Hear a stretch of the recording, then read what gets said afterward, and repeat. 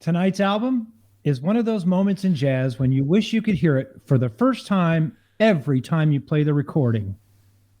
The artist tonight assembled this band just to kill time while shooting a film in LA. Tonight we are talking about none other than the great Stan Getz. Music. You beat me to it.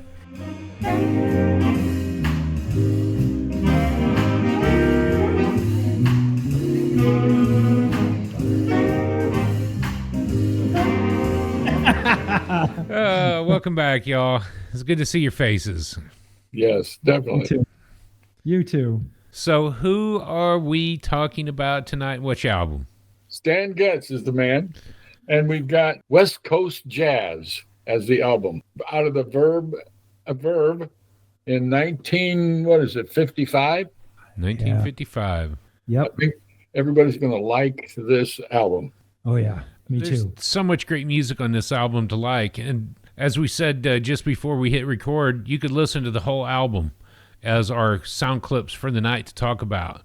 Any section of that is just going to be wailing and brilliant. So tell me about y'all's week in music and what's going on in the Fort of Wayne. Well, I did not get any music outside of my cell phone and listening through my ears.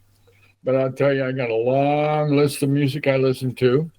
My drum teacher suggested that I listen to Lost Threads. Lost Threads did an album called Silent Steps, and it was nothing but sweet and cool. And of course, I followed an album, some music from Buddy Rich, and his album was Love for Sale. I think that's it. Maybe that was the track. And then I listened to some music, something about a garden concert or something like that. What? I think that was from what's her name, Maria Schneider. Oh, concert in the garden. Yeah, we mentioned her last week, didn't we? A few times, I think. Yeah. 10 times he had to hit his quota. So I asked some brothers at church on Sunday what they like in jazz, and one of the guys said Norman Brown. And I listened to Norman Brown, and another guy suggested Peter White. The album is grooving, and he's a guitar player, but he is so smooth. Mm-hmm. And the orchestra, the group that he has with him, is nothing but cool, nothing but good. And then I listened to somebody by the name of Kirk Whallen. His album is Unconditional, and that's a piece that is right on. I like that. So that's kind of where I was this week, besides listening to this album, West Coast Jazz. It rocked me. Yeah, it was good stuff. Well, you brought up Kirk Whalum a couple of weeks ago as well, soloed on Whitney Houston's song, wasn't it, from The Bodyguard? Yep, that's right. That's a name you're going to keep coming back to. That's pretty cool. Likely. That is cool. Yep. It's very cool. Matt, what about you? Like you, Dad, I didn't get much outside music in my ears. I was mainly concentrating on this album for tonight and a lot more of Stan Getz than I did even a year ago on the personal journey. I've got a long list of albums that I did. Before we get too far deep in the woods, the West Coast Jazz was not on the 99 list. 06 on the 06 list, Stan made the list with an album called Focus. So I of course had to do that album from the 06 list. Nobody Else But Me, the album I did, and that's really good. Imported from Europe. That album I texted you guys on Saturday. Mm-hmm. Wow, that's a big band swinging Stan Getz album. It just blew me out of the water. And then Bosses and Ballads. Now Stan's, kind of known for the bossa feel. He we'll get to that later in the slideshow. But I just found it interesting that West Coast Jazz wasn't on the 99 list. It was on the 06 list, but it made it to the 22 list. So I was glad for that. So yeah, that's my week. Pretty easy. Good deal. Well, along with you, I listened to a lot of Stan Getz. I didn't veer far from Stan the man himself, the man they called The Sound. I found that really interesting, and of course we'll talk about inspirations and where that sound came from. But my weekend music was a great week. Friday night we had Lily had her tennis match, so we got her up north for that, and I dropped her off and ran back downtown to listen to Rique Pantoja play with the Rio Jazz Quintet at Elephant Room. Holy cow. You want to talk about Stan Getz and the West Coast sound, and then, of course, later that Brazilian bossa nova stuff coming through. I got a whole night of that. I checked out Rique at the Elephant Room. It was super great. Wasn't an early morning, but we had 2 sets at Monk's Jazz on Saturday with the New School of Music, Austin. And it was a phenomenal time. We played at 2 o'clock and then again at 4, part of a fundraiser that we're doing right now for the ramping up of the Texas Jazz and Blues camp that will be coming up. It was an absolute phenomenal time, and I am getting closer every day to being within like a certain degree of Miles Davis myself. Actually, right now, I'm 4 degrees away from Miles Davis. On stage that day with me, well, I was back behind the saxophones. I was the only trumpeter that made it to the gig. So, trumpeter 1, me. Nice. Don Braden got up and played with us. And he had just finished up some stints at the Herbie Hancock Institute, and he's played with Herbie, played with Freddie Hubbard. So from Herbie to Miles, I'm number 4 here, right? So I'm 4 degrees of Miles. I played with Don Braden. We had Don Braden and Joe Morales up there as the staff for the day. It was super great. And then the second set, we actually had Jay Tillman, who plays the Hammond B3 organ, piano, and organs around all of the local churches. He is now the cultural, I guess we call him attaché for the New School of Music. We didn't get to it on Saturday night after our gig. The Ebenezer Baptist Church, 150 years it's been here in Austin, and they were hosting the beginning of a jazz fest in Austin. They had 3 local school big bands come up to perform, and Don Braden was at that as well. He left then Sunday morning early to go back to New York. So he was just here for those gigs, and it was super great to play with him and Joe and Jay. Of course, the kids, and that's me. I'm there really just as a student to learn, as a parent of one of the saxophone players. So on stage we had 3 horns and 4 horns, 3 saxophones, and me standing right behind them, a tenor, an alto, and a bari sax. We had 2 guitarists, a brilliant young man on keyboard, and of course our drummer, who has kept it in the pocket for 5 years now. Dude is a little rocking machine, like the animal, except for with rhythm. So it's been a great week. And weekend. So I was ready for a break. I finally got some downtime yesterday. So New School of Music Austin, Texas Jazz and Blues Camp will be coming up in June this year. Know a teen interested in learning to play jazz? Join us at the 10th Annual Texas Jazz and Blues Camp in Austin, Texas, June 15th through the 20th. They'll learn from world-class instructors and clinicians, including Don Braden, Joe Morales, and many more. The week wraps up with a concert for friends and family featuring student and faculty combos.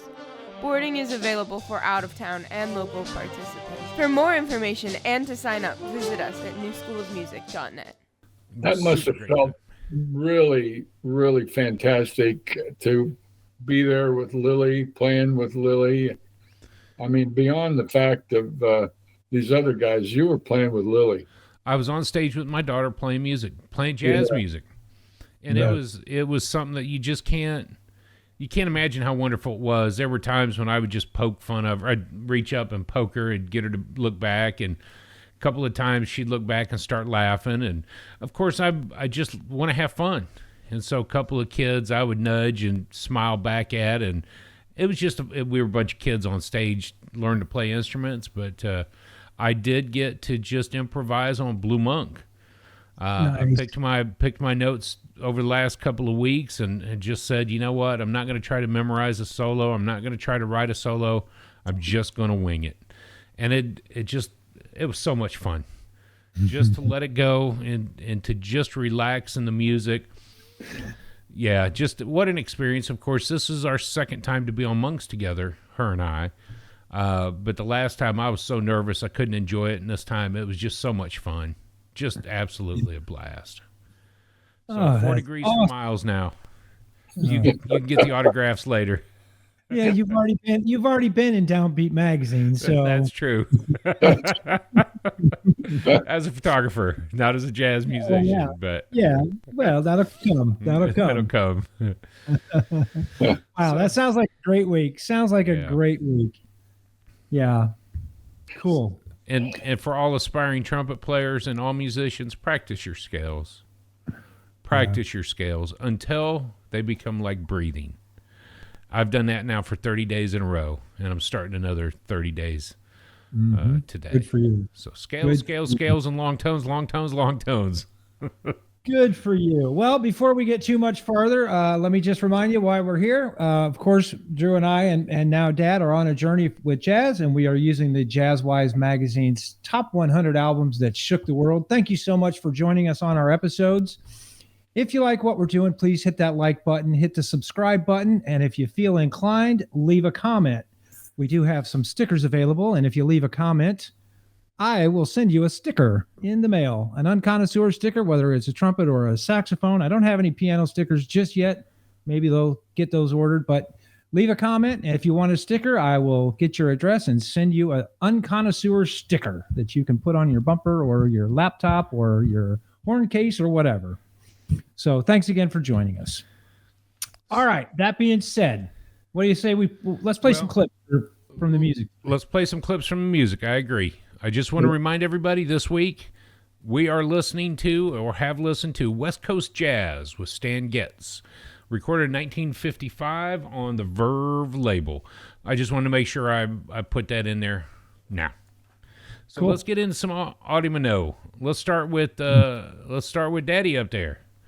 All right, Daddy. Dad wanted to hear the whole album from beginning to end, so this may be a longer episode than usual. But let's stick with Shine. The Shine track at 1:15, 1 minute 15 seconds. That'll get you a flavor of what the Stan Getz is all about.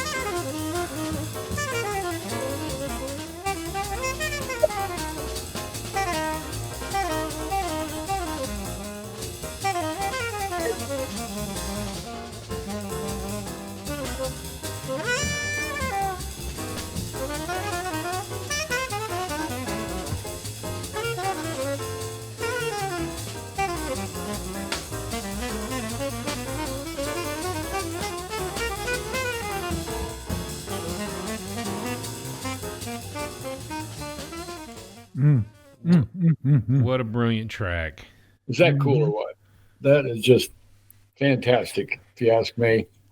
And, very mellow. I read in the magazine where he plays flawlessly, and it does come out flawlessly. And he's not hard, but he plays a very mellow, mild kind of form that just kind of brings you into it. Later, I want to make a comment about how this whole album made me feel. Okay, but this is just one short clip of how fantastic this album is. Well, and since you mentioned it, in the magazine, it does say that he played with a relaxed style, despite the tempo, despite the speed of the song. He's relaxed, and you can hear it really in that clip. He's not rushing anything. The timing is impeccable. The jazz phrasing is impeccable in that clip. He's on point. This whole album, he's on point. So, but relaxed, not doing it with tension, or he just does everything easy. So Shine was written by Lou Brown, Ford Dabney, and Cecil Mack. So this was not composed. The composition was his, but he didn't pen the song Shine. Actually, he didn't. We'll get to that. Yeah, I'm sure we're going to get into that. Yeah, Matt. Okay. Well, since we're picking clips, this album just happens to have one of my all-time favorite jazz songs on it. So, if you would, Night in Tunisia, starting right at about 3:25, and give me almost a whole minute of that, or till the spirit moves you to turn it off.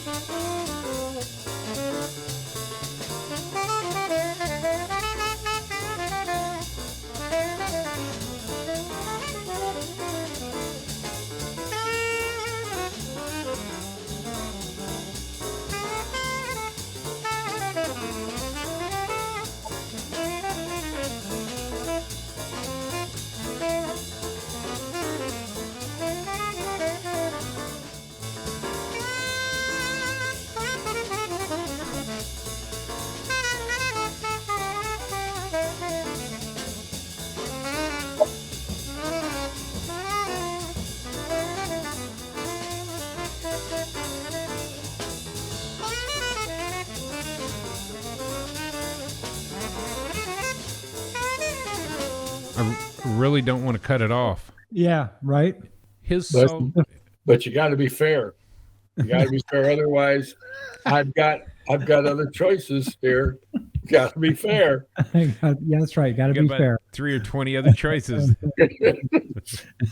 The phrasing, though, his phrasing in that solo again is just so impeccable. You know, we get the gold at the end of the rainbow. We don't hear the hours and hours and hours and hours of practice that these musicians have to put in.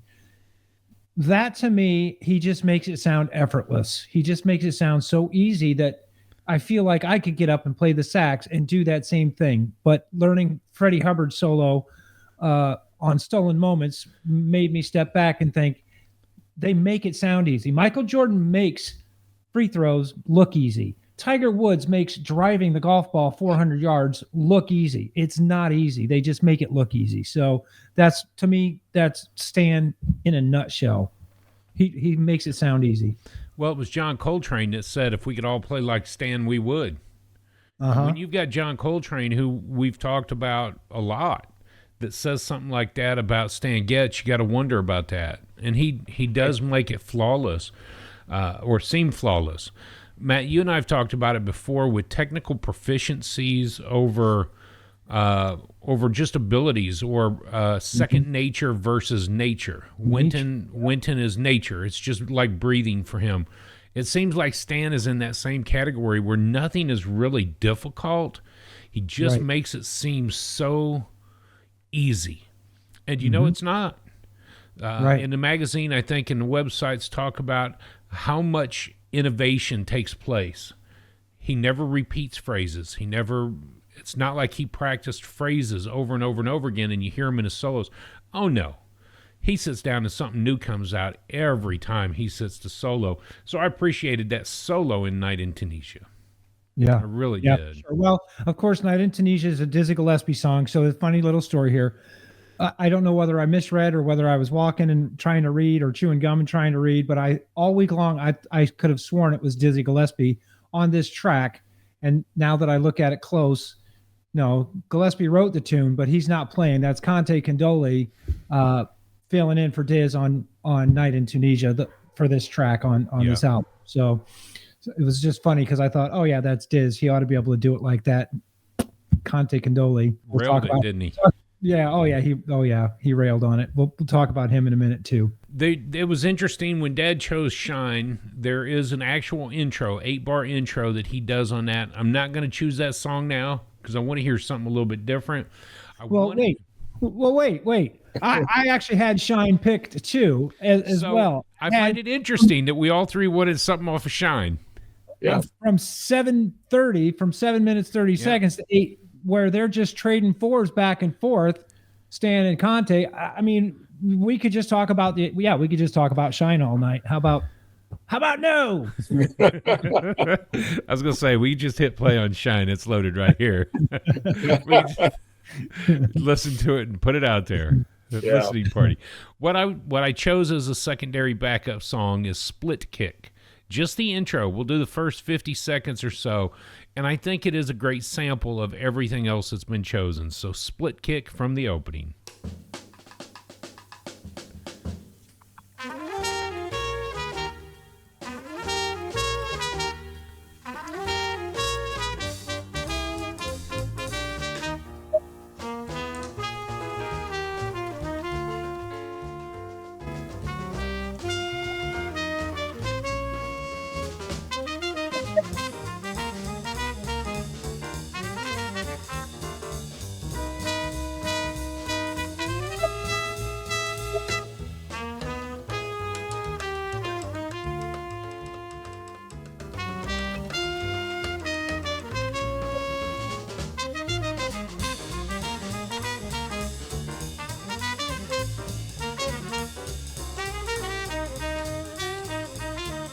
What I really love about that is how much in sync they really are. When they sit down to play this, it opens with the shebang. You've got a little bit of the bongos in the background, so you can hear some of that early desire for that kind of sound before he even went to Brazil and came back with his bossa sound. Just such a cool piece to hear all of them in sync. And the moment when Conte goes high and he goes low, you hear the split, but they're in sync together. They start and stop almost every note together. And that to me was just such an epic way to play. It is so cool. Kind of blows your mind, doesn't it? Oh, it does. Blows your mind. Yeah.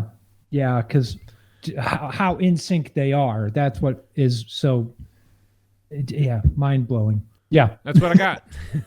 That's what you got. That's great. I think this is interesting, though, because it's a good time to mention it. Every song on the album, whether you catch the first 7 songs that was the actual album or the entire expanded release from 99 with 13 tracks total, every one of those songs is so catchy. You'll be humming it. You'll be thinking about it. It will be stuck in your mind rent-free forever. And just so... I will say impeccable, flawless, so brilliant. So every one of the tracks. I know why you like Split Kick so much. I know why, because it was written by Horace Silver. It's a Horace Silver tune. I know that. It was. I think that in one of my notes here, he was going to tour with Horace and then decided not to because he could go with Lester Young instead. Right. He's like, see ya. Yes.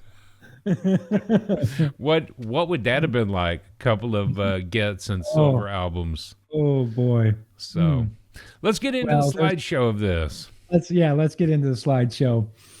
So first slide, just like we say every week, whatever you do, do it to jazz. By our week in music, you know that we do that as well. Tonight we are talking about Stan Getz and West Coast jazz. Moving on to the next slide, the album artwork. I love this album artwork.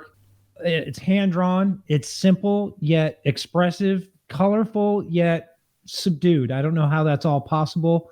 I love the it looks like he's wearing beach pants. He's taking off his shoes. I'm not sure what's on the floor. Maybe some paint samples or what do you think that is on the floor? Test strips? I don't know. It's interesting. I love the artwork. I would almost wonder if it isn't paint samples based on just the pure colors. You know, you've got the pink of the West Coast jazz. You've got the blue of his pants, one black and one sketched. So I wonder. I don't know. It's just it's intriguing to me. The artwork, it looks like he's standing next to a fence, or I don't know. It's just so intriguing. Just like the whole album. I mean, it's just an intriguing album. Yeah. Hey, Matt, I'm going to add this note in after the fact, but this album art was done by David Stone Martin. He has been known for his illustration on jazz record albums.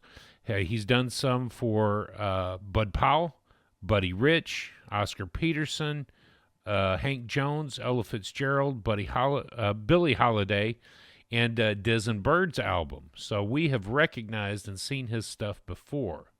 David Stone Martin. Let's move on to the next slide. I picked a couple of pictures of Stan, and I picked some of the younger pictures. They're all black and white, but that's him up on the top upper picture there, him sitting with his tenor sax. Looks like he maybe, I was going to mention Split Kick reminds me of a game show music, right? Music or something. So it looks like maybe he's sitting, getting ready to play for a game show or something on that slide. Bottom left slide, he's sitting there pondering maybe a new lick, or maybe what he's going to play, or maybe he's waiting for his turn to play. I don't know, but he's cool looking, like the West Coast cool would be. Now, the other picture, I couldn't go without putting Conte Condoli in there. So it's funny because we're 62 weeks into our journey, and if my memory serves me right, you correct me if I'm wrong, but this is the first week that we've heard Conte Condoli. So if he's good enough to play with Stan Getz on West Coast Jazz, why haven't we heard anything or read anything or rabbit holed into Conte Condoli at all? So this week I spent a lot of time on Conte, just kind of reading about him, just listening to a little bit of his music. And I hate to say this, but he doesn't look like what I had pictured in my mind. No. And if you go to his Wikipedia page, he's very Boston Symphony Orchestra, sitting there in his tux with his bow tie and his trumpet on his lap. Yes, correct. So he did. Yeah, he's just a cool cat. He hung this whole album. I mean, I loved his tone. I loved Conte on the whole album. Let's move on to the next slide. Jazz lingo for the day. The term that I picked this week was melody. Melody, harmony, and rhythm are the three main aspects of music.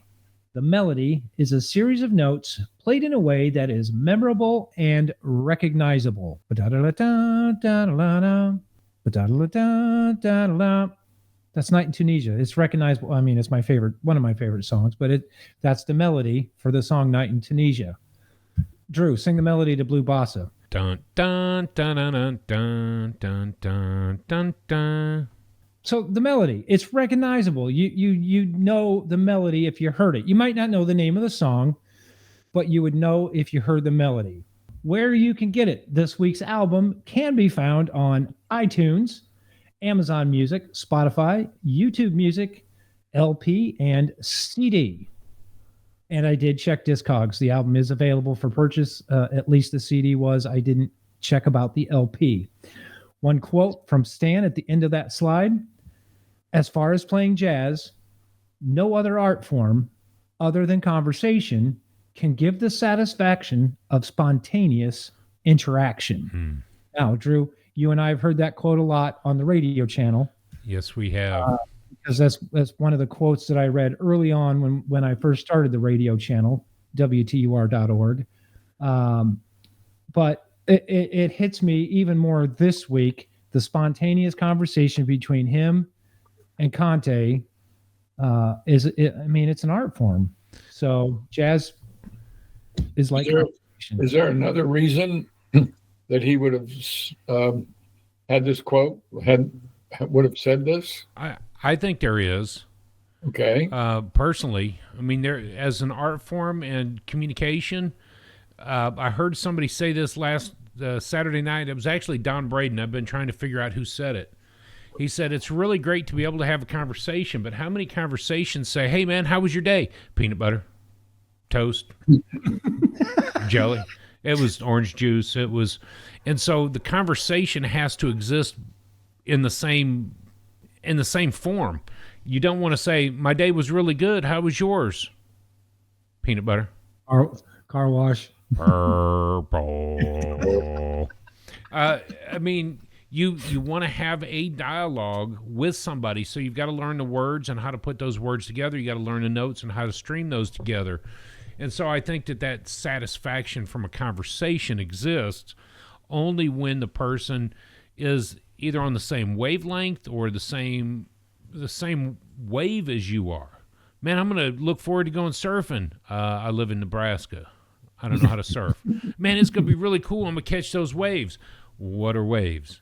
I've seen them on TV. What do you... And when you find something in common, you can mesh together. So I think as far as an art form and dialogue, conversation, storytelling, I think that to me is it. And that's basically what Stan Getz is all about with his saxophone. He's not playing an instrument as such. He's just playing as if he's having a conversation. He just happens to have another form of a voice that he plays with. That's it. Yeah. Yeah. Plays to. This quote almost sounds like he's sticking up for jazz or defending jazz, maybe. No other art form other than conversation. I mean, he's not putting down paintings. He's not putting down dance. He's not putting down play or a musical. Almost sticking up for jazz. That's another way to look at it. Mm-hmm. Cool. There's no spontaneity in an orchestra. You play every note the way it was written. There's no spontaneity. There is some in drama or theater. In what? Free dance. There is. Hip hop there is, but that's not a conversation. It's a one-on-one kind of motivation. So I love this. I really do. Yeah, it's a deep quote. Deep quote. All right, let's move on to the next slide, this short little timeline slide. Stan was born in 1927. In the late 1940s, he worked with Woody Herman. 1955 is the year this album is recorded. In the mid-'80s, he switched and started teaching at Stanford. And then in 1991, Stan passed away of liver cancer. And also an interesting fact that I read this week, Stan and Miles both passed away in 1991. So that was a big year for losing musicians to jazz. Really was. While you talk about that, think about this. He was born February the 2nd, 2-2. He died on June the 6th, 6-6. Oh, wow. That's right? Funny, Dad, because that stuck out to me, too. 2-2, 27-6-6, 91. Yeah. 2-6-6. Isn't that crazy? CQ. Is anyone there? Oh, I'm sorry. You know, it's funny because you mentioned a name there, Woody Herman. In that timeline, he played with Woody Herman's band, and Conte is where they met with Woody Herman. And it seems like they kind of funneled and channeled into the same realm.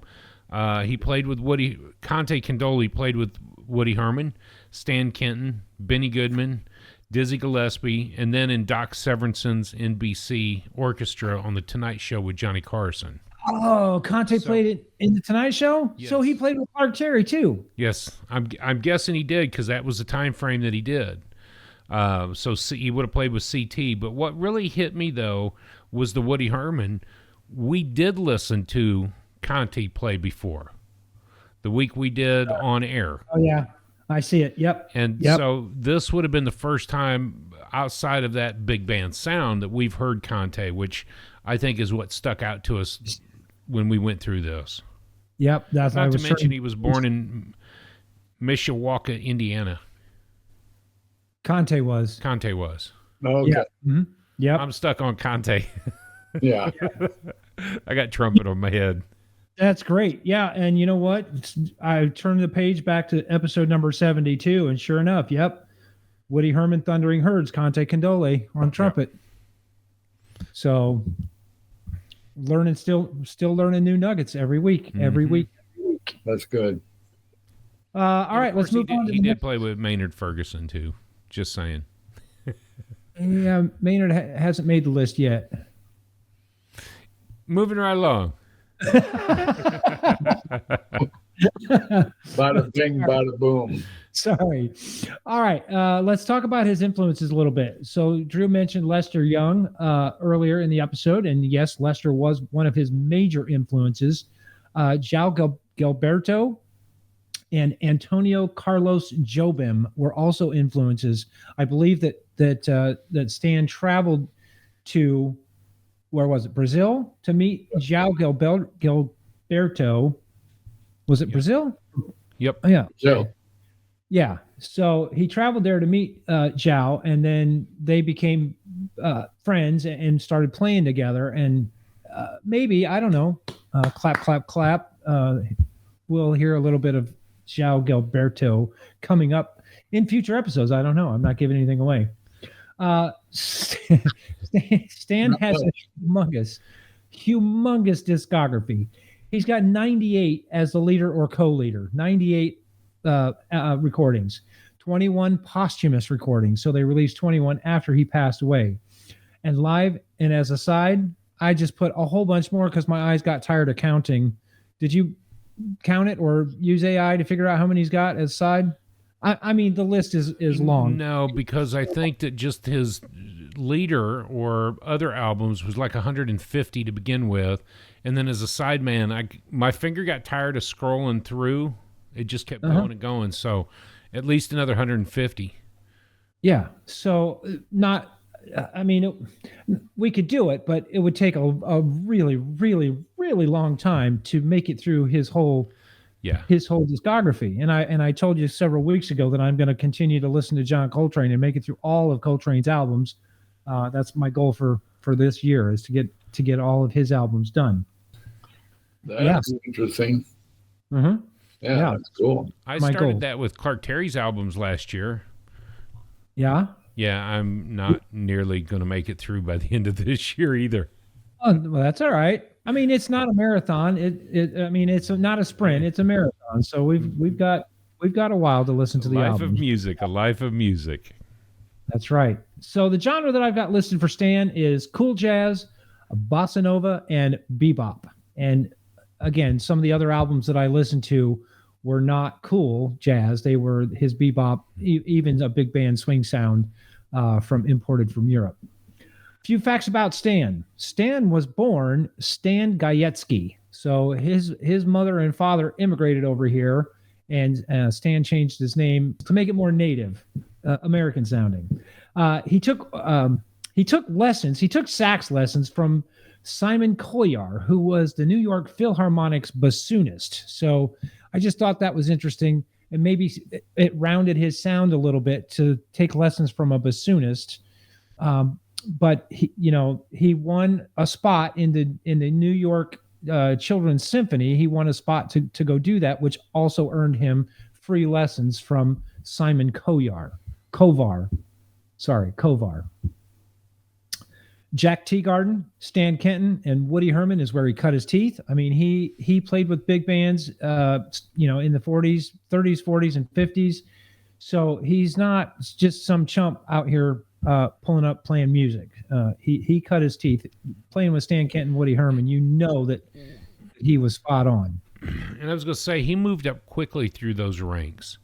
He kind of, it was blow and go for him from 1943 at the age of 16 when he joined Teagarden's band. It was just quick. It was Teagarden. Then he played alongside Nat King Cole and Lionel Hampton, short time with Kenton, then off to the Lester Young, then to Jimmy Dorsey, Benny Goodman, Woody Herman. And then during his Herman days, this should ring a bell to us, and it didn't at the time. The Four Brothers was the four saxophone players in that second herd. And I think we talked about it with Phil when we were sitting at GE. The Four Brothers was the name of that. And then he had an early hit in 48 with that band, Early Autumn. A song that I almost threw away because we've never played it. And I'm like, well, I don't need this thing. And it hit me. That's his song. I better learn to play Early Autumn.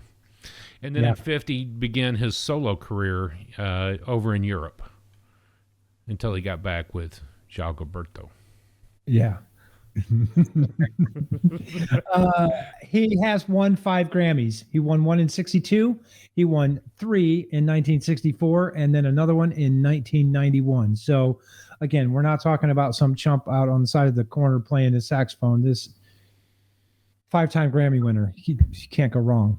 Can't go wrong at all. Few facts about West Coast jazz. I mentioned the fact earlier that he put this band together in order to kill time while he was waiting for his acting gig, shooting a film in Los Angeles. So I didn't put that on the slideshow. I just found it super interesting. I even made it in my notes last year on a personal journey. So I just wanted to bring that up. The musicians, they connected so well from the very beginning, the very first note of the album. You know these musicians are just going to jive together. It's tasteful, inventive, and clean. And of course, I made all these facts up. I wasn't really concerned about what Wiki said about West Coast jazz. I did find it interesting that there's no original compositions on the album. These are all remakes of classic. The song 4 is actually song number 3, I believe, on the album. No, song number 2. Song number 2 is a song called 4, written by Miles Davis. So Conte has some shoes to fill playing 4, and then he's got even bigger shoes to fill playing Night in Tunisia. But they just jive so well together. They're just in the pocket the whole album. Well, and that's weird too, because do you just call the record company and go, hey man, I want to cut an album here. I'm out in the West Coast. I got some handpicked people with me. You cut an album and here it is on number 38 of the top 100.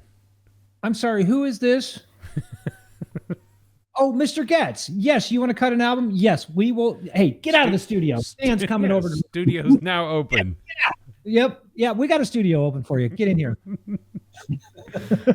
And the crazy part is, what's it like to receive that phone call? Hey, Conte, I know it's been a while since Herman. You want to record today? Yeah, I'll be there. Yeah, sure. And I think that I remember reading that. It was a quick rehearsal. It was like, hey, here's the music that we want to do. Oh, that sounds cool. Wait, you want to do what? Yeah, let's do something with this. Okay, cool. And then you get Lou in there. Hey, let's go ahead and make some music. Okay, what do you want me to play? Well, these are the songs. Lou Levy sits down on the piano. Leroy Vinegar plays the double bass, and Shelly Main on drums. And so, yeah, let's throw something together since I'm here. Well, what are you doing in town? Oh, I'm shooting a movie.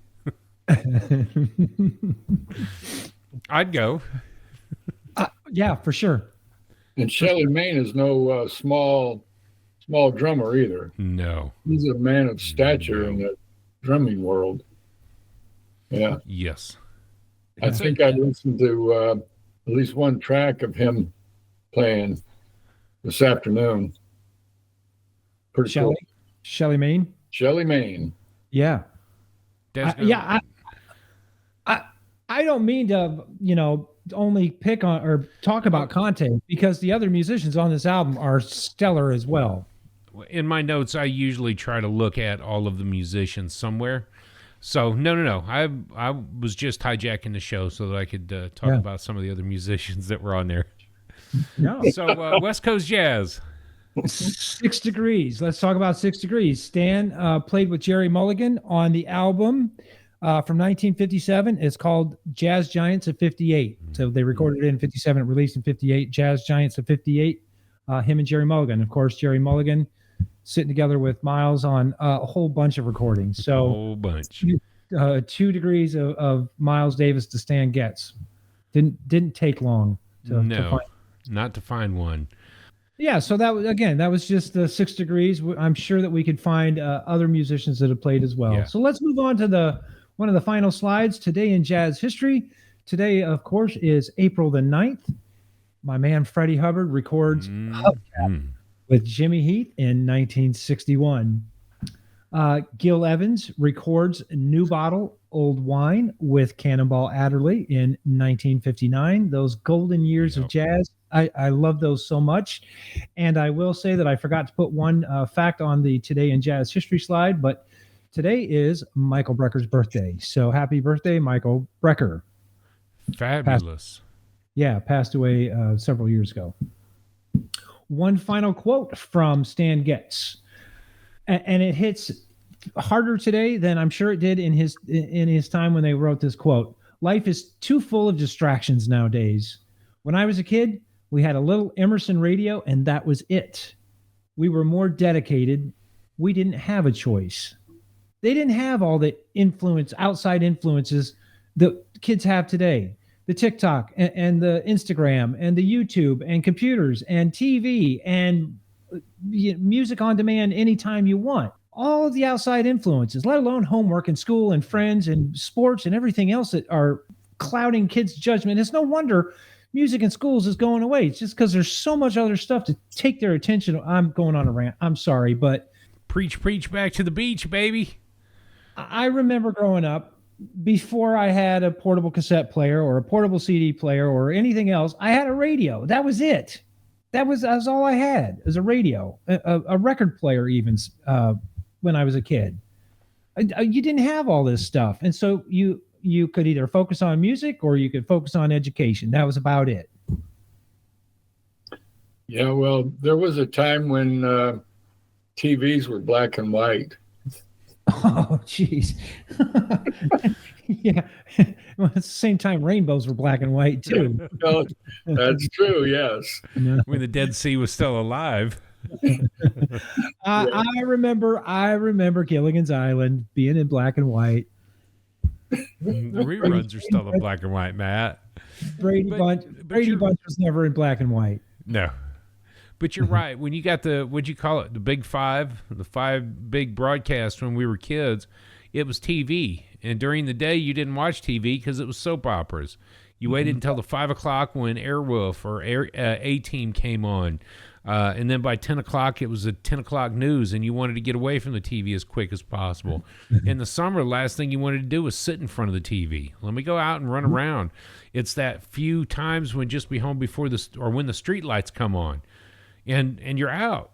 And today, millions of data bits coming across. And by the way, thank you for watching us on YouTube today. We appreciate taking your time.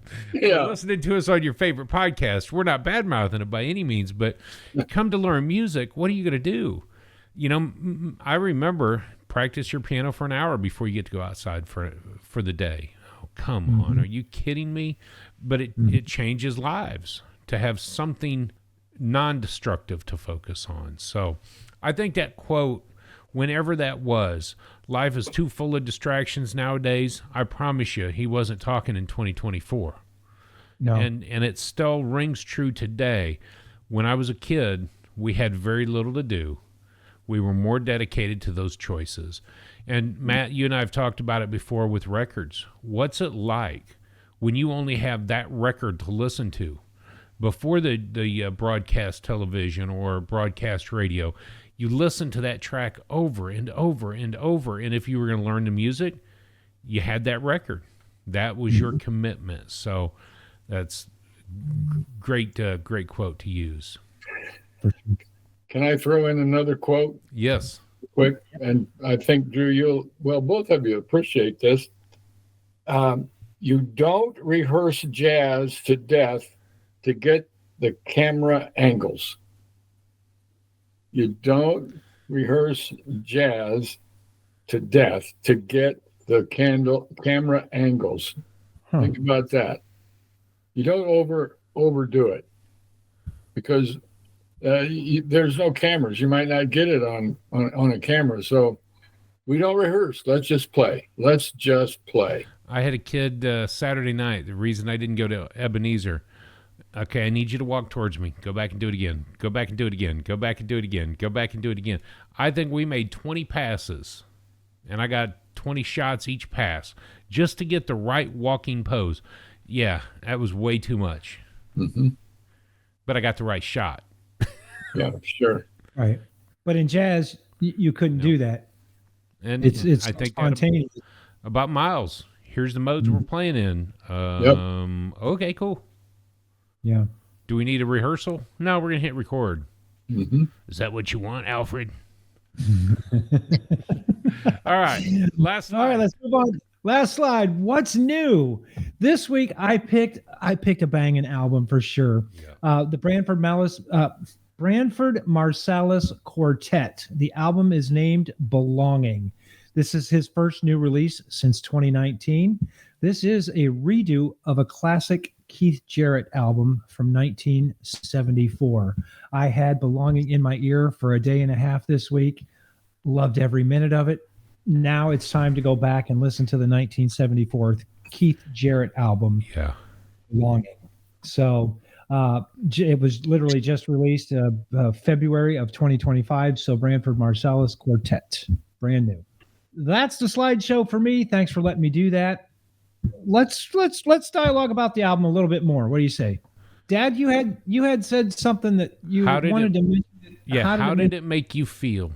I tell you what, after listening to it for most all week, I woke up this morning and I thought, how best can I describe this album? And the word candy came to my mind. This is like ear candy. And so it's a bit of honey, right? Ooh. It's the brand's fine chocolates. It's like an apple crisp apple. It's like Oreo cookies. It's like licorice. It's like the better be red licorice, kind of taffy, or juicy fruit gum. I mean, what happens when you bite into a piece of juicy fruit gum? You just get this boom kind of experience, right? So that's what Matt. I can see it in your face.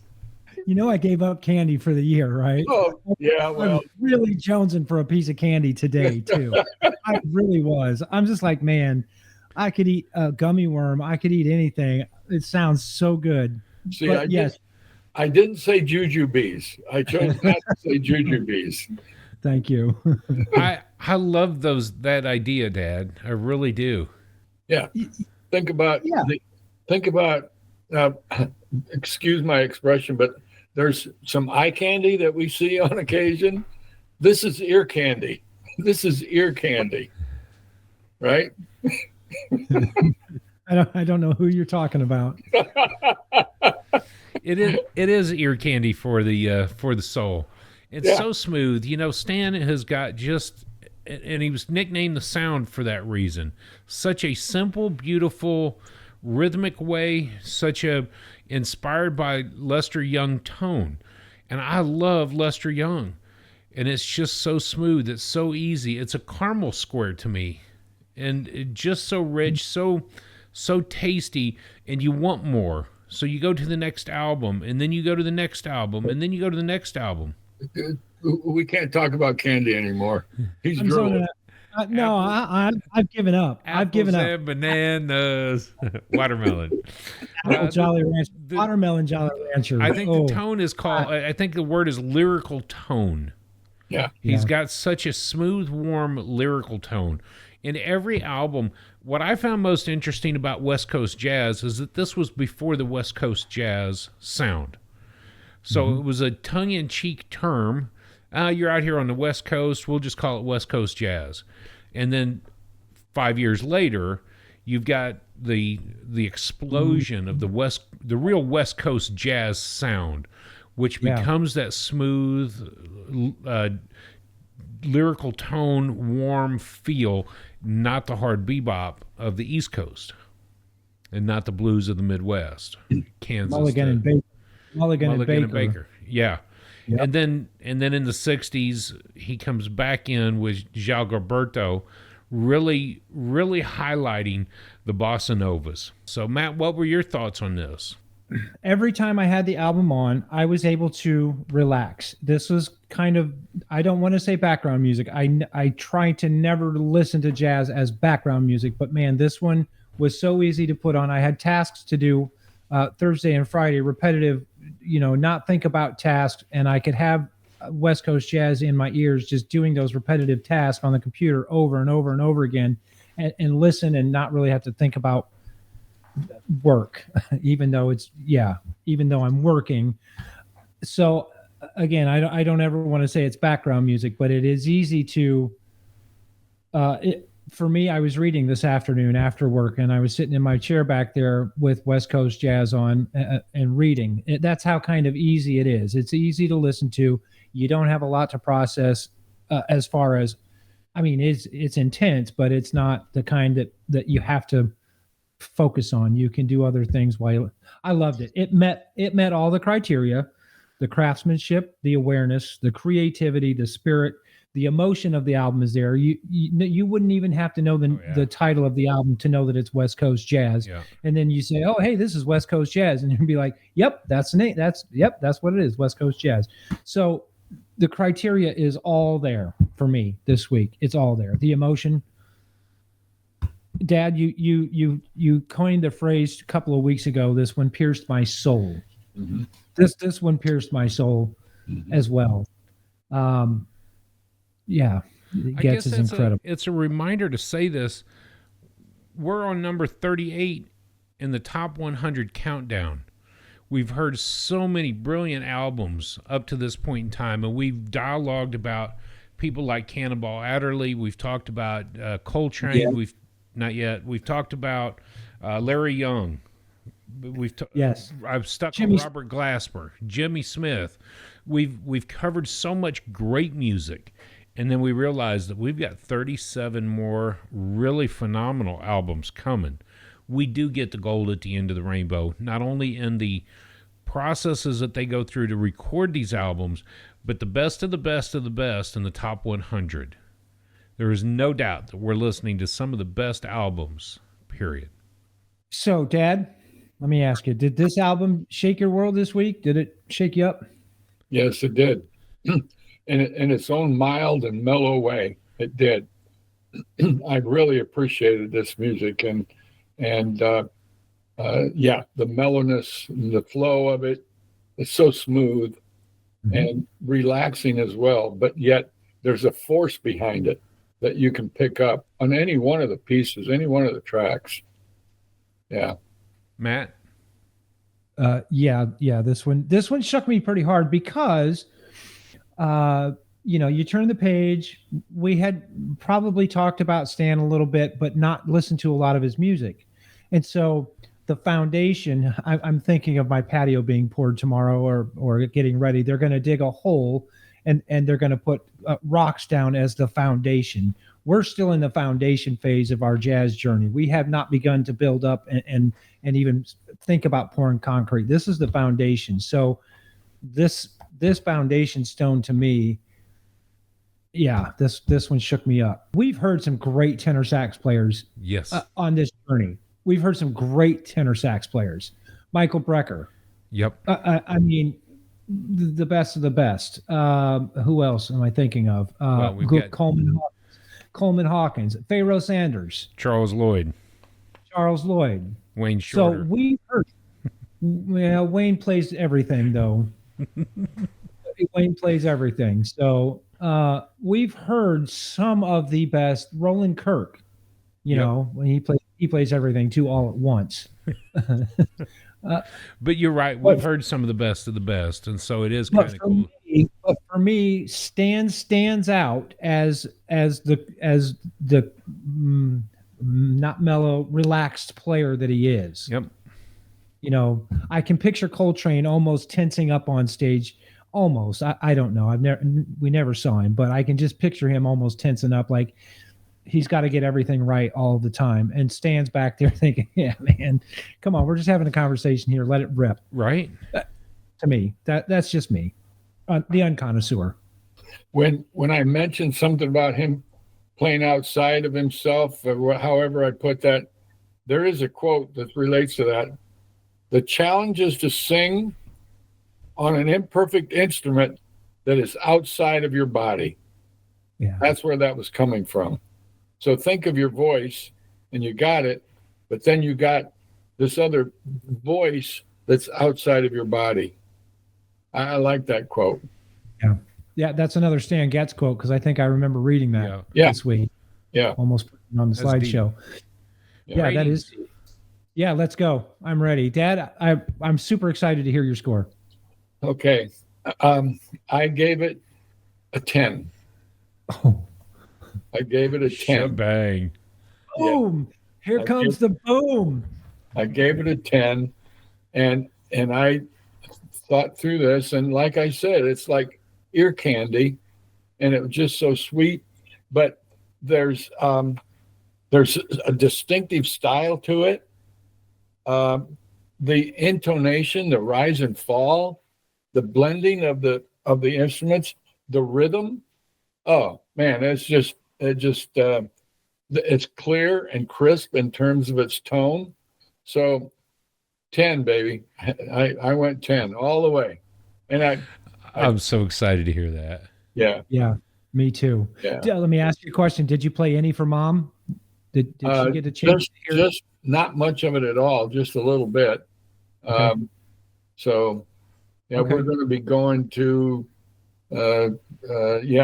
dinner Saturday over in Ohio with the fam, and the Dave and Deb and Ern and all will be there. So I'll put it on and let her listen to it. Okay. Have her Awesome. listen to it. Good. Awesome. Matt, That's great. My score? I'll actually say this first. For all the same reasons that Dad just noted, I gave this album a 9 the week we went through it. Mm-hmm. I would change it today to match Dad's score, but we gave it a 9 that week at that time. So what about you? The same as you, and the same as Dad. It did shake me. It's just unbelievable. But again, this week, like you, Drew, I gave it a 9. I wish I could change it to a 10. We don't know what we don't know. We're coming off George Russell and Miles Davis week. Super excited about those albums. Not that West Coast Jazz didn't shake us enough for a 10, but I didn't make any more notes about what went on in my personal life that week. The reason I didn't score to 10. I didn't either. I just noted that I listened to like a dozen other Stan Getz albums, so I know that I got a great collection of his stuff. And maybe I was overwhelmed by the 150 as leader albums he has. Correct. So the one album that I did make a note about that I listened to a year ago was a 1994 release. It was a re-release of a 1964 record called Nobody Else But Me. Okay. That album is Stan and Gary Burton together. And I wrote in my notes, I wish I could hear this for the first time again. It's amazingly serene and emotional. So I put on a couple of tracks this afternoon while I was setting my lights up for the studio and stuff. And it's interesting because I don't remember a lot about the album. So it's almost like hearing it for the first time again. But it's a recommendation of mine. Nobody Else But Me, the 1964 re-released in 1994 with Gary Burton. Yep. So check that album out if you get a chance. Absolutely. So some banging scores for Stan Getz. I mean, those just, I was super excited to record tonight to talk about Stan. And remember, if you leave us a comment and you want a sticker, send me your address. I'll send you a sticker, no charge to you at all. Perfect. If you got a comment about Stan. I'm going to comment and then send you my address later. Direct message Matt or email us at I'll give you that information right now, and then we can go back to you, Dad. Since we're on it, drop him an email, theunconnoisseur@gmail.com. That way you don't have to put your physical address out on YouTube. Don't forget to check Matt out on the TikTok, doing YouTube shorts, and our website, theunconnoisseur.com. So you can find us right there, and that's how you can get Matt your address, and so he can send you a sticker. I was just curious if you want to say who we're going to listen to next week. Are you ready to go? You have that in front of you? Yeah. All right, let's introduce it, Dad. Next week will be Billie Holiday. That's the complete original American Decca recordings by Billie Holiday. It's GPR CD. So I'm looking forward to hearing this Billie Holiday album. This is the complete Decca recordings. So this is going to be a lot of Billie Holiday in our ears all week long. It may take all week. 1944 to 1950, and as we've learned, when these compilations come out, they can be like 4 hours long or longer. So brace yourself for some brilliant vocalists. Matt, was this the week when we said we're particular on vocal jazz? We're no longer Snobs. No, how did we say it? We didn't care for vocal jazz. Yeah, we used to say we don't like vocal jazz, and then we changed our tune to say we're becoming the vocal jazz snobs. So Yep. I think Yep. we started to get particular on whose voice we love, because we love The Water. Gregory Porter's album and his sound, just love it. So we were particular on vocal jazz albums. vocal jazz, So yeah. what So a you'll have to great tune album. in next week to see how we score Billie Holiday. Yes. Yep. Uh-huh. And I promise you I'll find out. Let's see. I put it on this week's. Yes, there's a picture that I stole. I just brought it back up. Got online with her and her dog. I think that's the one in the magazine. I am going to find out this week what the dog's name was. So I'll let you know next week. I'll bet the dog's name is Bosco or something like that. Roscoe Pico Train. Maybe Duke. All right. Till Thank next you. week. Thank you all. Sayonara.